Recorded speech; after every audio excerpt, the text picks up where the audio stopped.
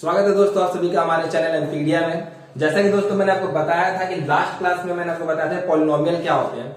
आज मैं आपको बताने वाला हूं कि पॉलिनोमियल के अंदर जो क्वाड्रेटिक इक्वेशंस होती है उन्हें किस प्रकार से सॉल्व किया जाता है। जी हाँ दोस्तों, काफी बच्चों की फरमाइश आ रही थी कि सर मैं क्वाड्रेटिक इक्वेशन को सॉल्व करने में दिक्कत आ रही है, तो लीजिए आपके सामने मैं लेकर के आ गया हूं वो दो तरीके जिससे आप किसी फैक्टराइजेशन, जी हाँ दोस्तों, द्विघात समीकरण को सॉल्व करना बड़े इजीली सीख सकते हैं।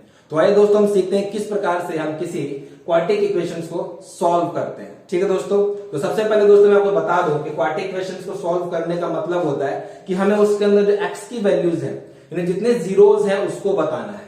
ठीक है दोस्तों, एक क्वेश्चन के जरिए समझने का प्रयास करेंगे कि कैसे हम फैक्टराइजेशन करेंगे किसी भी क्वाड्रेटिक इक्वेशंस का। ठीक है दोस्तों, तो जैसे कि हमारे पास एक क्वेश्चन है 12x² - 7x + 1। ठीक है दोस्तों, हमारे पास इसको सॉल्व करने के दो तरीके हैं। जी हाँ दोस्तों, दो तरीके हैं। एक तरीका जो कि हम बखूबी जानते हैं जिसे हम कहते हैं factorisation method, factorisation method, and second one is discriminate. जी हाँ दोस्तों, जिसे हम कहते हैं गुणनखंड, और दूसरा हमारा होता है विविक्तिकार। ठीक है दोस्तों, इन दोनों ही तरीकों से मैं आपको सिखाने वाला हूं आज कि किस प्रकार से हम किसी भी द्विघात समीकरण को सॉल्व करेंगे। ठीक है दोस्तों, तो सबसे पहले मैं आपको सिखाऊंगा आज कि किस प्रकार से हम फैक्टराइजेशन, जैसे फैक्टराइजेशन के तरीके से इस द्विघात समीकरण यानी कि क्वाड्रेटिक इक्वेशन को हम सॉल्व करेंगे।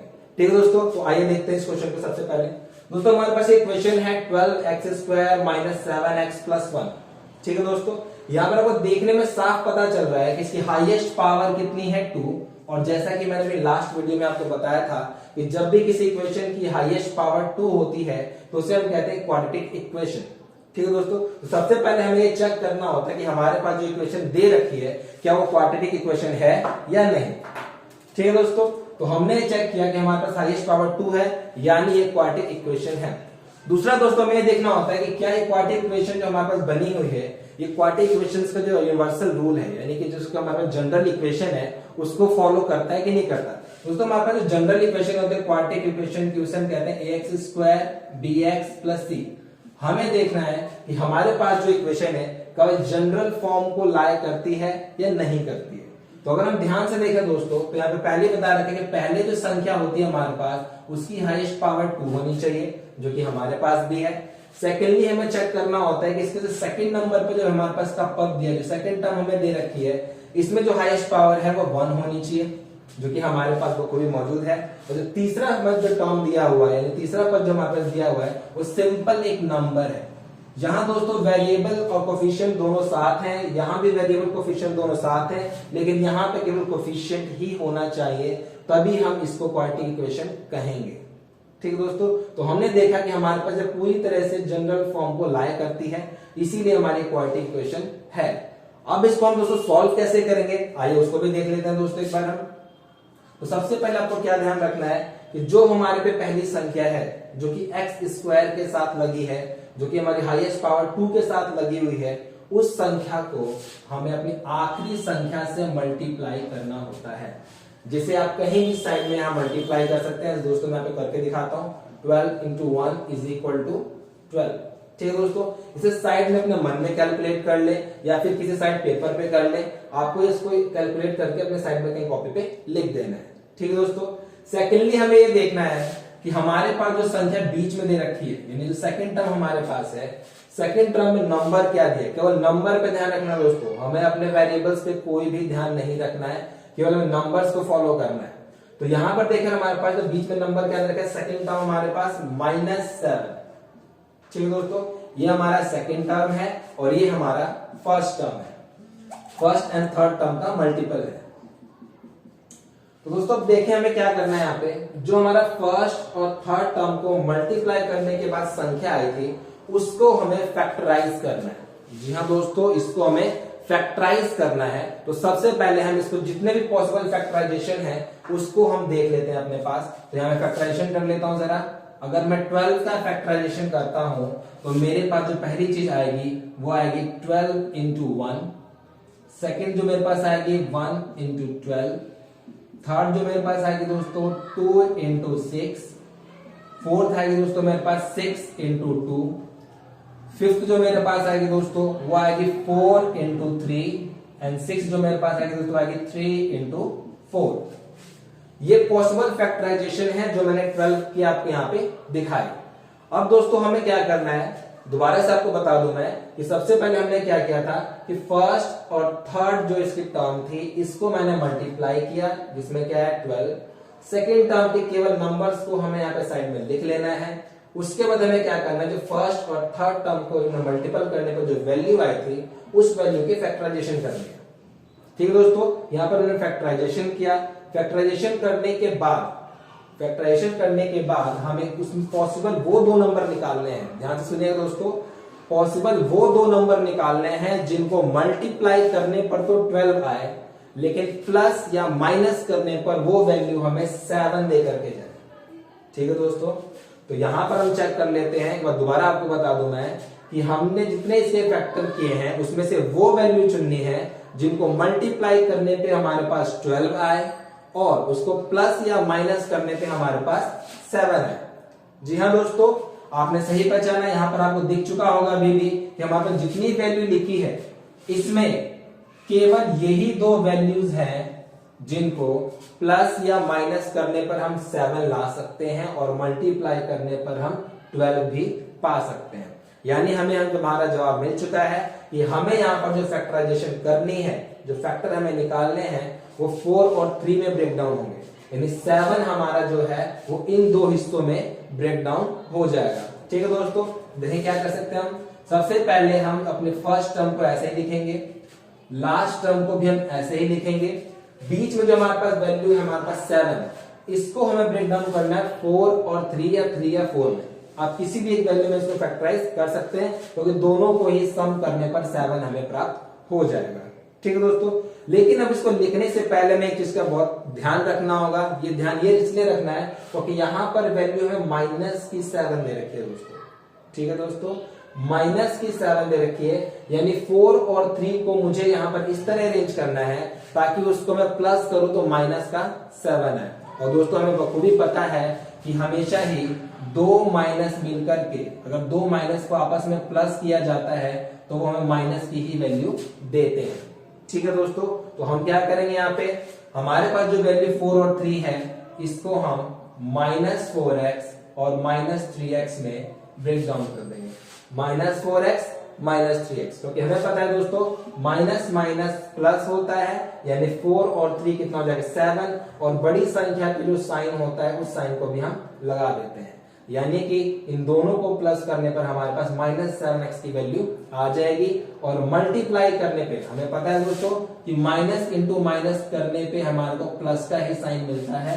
तो अगर मैं इनको मल्टीप्लाई करूंगा तो मुझे प्लस का 12 ही प्राप्त होगा। ठीक है दोस्तों, तो आइए देखते हैं इसको हम क्या कर सकते हैं। जैसे हमने 7 को ब्रेक डाउन कर दिया, उसके बाद हमें क्या करना है, इन दो टर्म्स को अलग अलग सॉल्व करेंगे और उनमें से जो हमारी कॉमन वैल्यू उसको बाहर निकाल दिया जाएगा। ठीक है दोस्तों, तो देखते हैं यहाँ पर हम देखते हैं, जरा ध्यान से देखें इन दोनों में क्या चीज कॉमन है। अगर हम ध्यान से देखें तो यहाँ पर x की पावर 2, यहाँ पर x की पावर 1।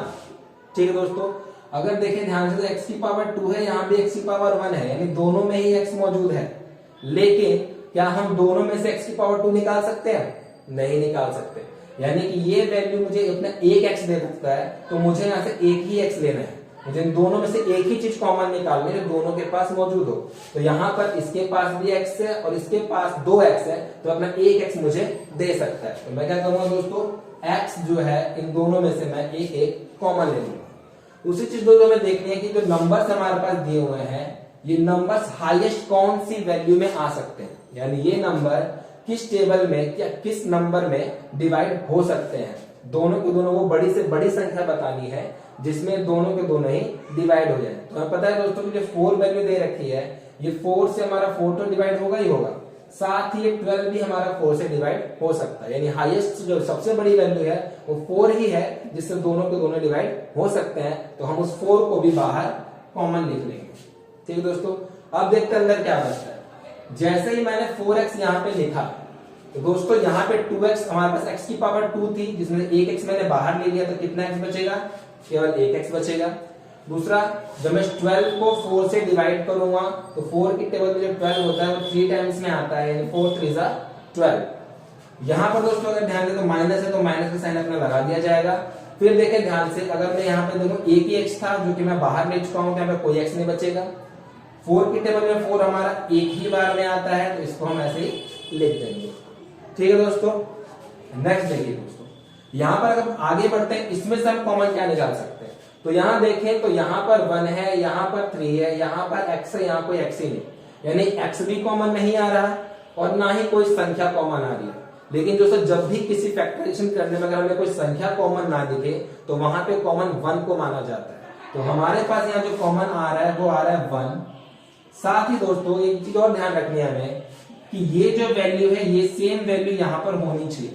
अगर ये वैल्यू इसके अंदर सेम नहीं आई तो सवाल हमारा गलत हो जाएगा। तो इसको सेम बनाने का मतलब है कि यहाँ माइनस है तो यहाँ भी माइनस, यहाँ 3x है तो यहाँ भी 3x, यहाँ 1 है तो यहाँ भी 1। अभी हमने देखा कि भाई माइनस यहाँ पर है लेकिन यहाँ क्या है, प्लस है, तो उस प्लस को हटाना पड़ेगा। तो प्लस को हटाने के लिए हम क्या करेंगे, इस प्लस माइनस में से दोनों में से माइनस को बाहर ले लेते हैं। अगर मैं माइनस को बाहर लेता हूं या फिर माइनस से कह सकते हैं कि इसको मैं मल्टीप्लाई कर रहा हूं, तो यहां पर एक माइनस का साइन लगा दिया जाएगा। जैसे ही मैं यहाँ पे माइनस का साइन लगाऊंगा, -1 से अब मैं इसको डिवाइड अगर करता हूं तो -1 से डिवाइड करने का मतलब है कि 1 से जो संख्या डिवाइड होगी वही रहेगी और माइनस माइनस करके हमारा प्लस का 3x दे देगा। अगर मैं इसको -1 से डिवाइड करता हूं, इस +1 को -1 से डिवाइड करता हूं, तो मुझे क्या देगा वापस में माइनस का 1 ला करके देगा। ठीक है दोस्तों, तो इस तरीके से हम देख सकते हैं कि हमारे पास जो ये वैल्यू है दोनों सेम है, यानी कि हमारा सवाल सही है। अब इसको हम क्या करेंगे, जो ब्रैकेट में संख्या आई है उसको हम लिखेंगे एक बार और जो इसके बाहर वैल्यू है उसको हम लिखेंगे एक बार। तो अब देखिए ध्यान से दोस्तों, तो हमारे पास 2 वैल्यू आ चुके हैं, इसका मैं फैक्टर करके 2 स्मॉल फैक्टर्स बना चुके हैं इस तरीके से। अब मुझे अगर यहाँ से इसकी वैल्यू फाइंड आउट करनी है, x की वैल्यू निकालनी है, तो क्या करेंगे दोस्तों, दोनों को ही हम इक्वल टू 0 रखेंगे, यानी 3x - 1 equal to 0 is equal to -1 वहां जाकर के +1 हो जाएगा और x की वैल्यू हमारे पास क्या हो जाएगी 1/3। Same here 4x - 1 equal to 0, तो 4x इज इक्वल टू 1 और x की वैल्यू क्या हो जाएगी हमारी 1/4। आई होप दोस्तों आपको सभी चीजें समझ में आ चुकी होंगी। जैसे कि मैंने आपको बताया कि फैक्टराइजेशन किस प्रकार से किया जाता है और एक सिंपल तरीका है फैक्टर करने का, जो कि हम 8th क्लास 9th क्लास से सीखते आते हैं, पर फिर भी कई बच्चे इसमें पजल कर जाते हैं, समझ में नहीं आता चीजें कैसे किस प्रकार से की जाएंगी। ठीक है दोस्तों, तो इस प्रकार से हम चीजों को सॉल्व करना सीखेंगे। ये हमारा फैक्टराइजेशन का तरीका है जो मैंने आपको आज बताया। ठीक है दोस्तों, आई होप आप लोगों को ये चीजें समझ में आ चुकी होंगी। नेक्स्ट दोस्तों ये वीडियो ज्यादा लंबी हो जाएगी, इसलिए मैं नेक्स्ट वीडियो आपको बताऊंगा डिस्क्रिमिनेंट की तरीके से कैसे हम किसी चीज का फैक्टर निकाल सकते हैं, कैसे किसी क्वाड्रेटिक क्वेश्चन को सॉल्व कर सकते हैं। तब तक के लिए दोस्तों गुड नाइट।